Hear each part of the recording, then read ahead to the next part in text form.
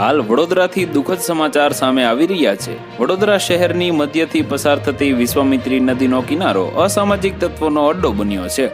નદી કિનારાની જગ્યાએ ગેરકાયદે પ્રવૃત્તિઓ માટે અસામાજિક તત્વોને મોકળું મેદાન મળ્યું છે। સયાજીગંજ વિસ્તારના કાલા ઘોડા બ્રિજ નીચે નદી કિનારાના ભાગે ગાંજાનો છોડ જોવા મળ્યો છે। 2 થી 3 ફૂટના આ છોડના વાવેતર પાછળ કોનો હાથ છે તે પોલીસ તપાસનો વિષય છે। પાવાગઢથી નીકળતી વિશ્વામિત્રી નદી શહેરની મધ્યમાંથી પસાર થતી આગળ ખંભાતના અખાતને મળે છે। વિશ્વામિત્રી નદી કિનારાના મોટા ભાગના વિસ્તારમાં અવાવરૂ જગ્યાઓ છે।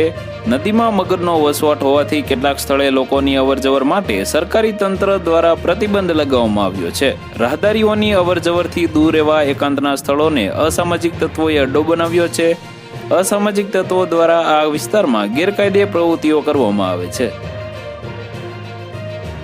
તો વધુ માહિતી મેળવવા માટે ચેનલ સાથે જોડાયેલા રહો। વિડીયો પસંદ આવે તો લાઈક કરી દેજો। ચેનલમાં નવા છો તો સબસ્ક્રાઇબ કરી દેજો।